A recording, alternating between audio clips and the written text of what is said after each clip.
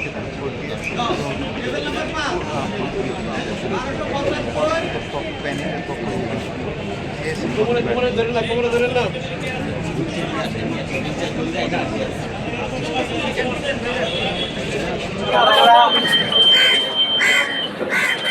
Vote দিতে ঢাকায় আসছে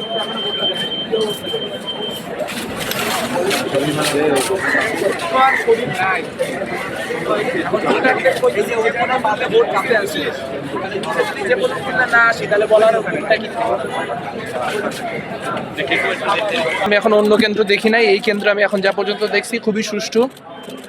ভোট দেওয়ার সময় ভিতরে ঢোকা মানা, আপনারা কাইন্ডলি ভিতরে ঢুকে ভোটের ছবি টবি তুলেন না, প্রশাসন চেষ্টা করতেছে। এই কেন্দ্র আমি যা দেখলাম খুবই সুন্দর এখন পর্যন্ত, তবে ভয়টা হচ্ছে যে এখন পর্যন্ত ভোটার টার্ন আউট না কমে যায়, ভোটারদেরকে ইন্সপায়ার করা, ভোটাররা যাতে আসে। সকালে অনেক টার্ন আউট ছিল, এখন টার্ন আউট কমতেছে, যাতে করে শেষ ভোটারটা পর্যন্ত আসে। আপনারা ভোটারদের আমার কথা যারা শুনতে পাচ্ছেন, যারা ঢাকা বিশ্ববিদ্যালয়ের শিক্ষার্থী, যাকে খুশি তাকে ভোট দেন, কিন্তু প্লিজ আজকে ভোটটা দিতে আসেন।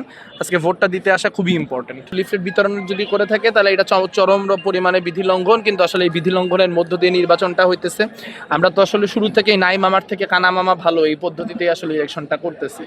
তো এই বিধি লঙ্ঘনটা হচ্ছে। একটু আগে এখানে আসছি, তো আমি কোনো পার্টিকুলার অভিযোগ বিষয়ে স্পেসিফিক কোনো কিছু বলতে পারবো না, কারণ আমাদের লোকজন সারা ক্যাম্পাসে ছড়ানো ছিটানো। সো আমাকে এগুলোর ব্যাপারে যদি উত্তর দিতে হয় তাহলে আমাকে সময় দিয়ে 8টা কেন্দ্র ঘুরতে দিতে হবে, আলোচনা করতে দিতে হবে, তারপর আমি জানি আপনাদের ইনফর্ম করতে পারবো। আমরা ভোট দিতে পারতেছি, আমরা একটা ভোটের বাংলাদেশ শুরু হইলো। সো সেই সূচনাটা যে ঘটলো, রেজাল্ট যাই হোক, সেটা একটা অসম্ভব ইতিবাচক বিষয়। আর আমরা আসলে রেজাল্টের ব্যাপারে ইতিবাচক, আমরা মনে করি ব্যালটে আসলে প্রগতির পক্ষের যে শক্তিগুলো, সেই শক্তিগুলো জয়ী হবে।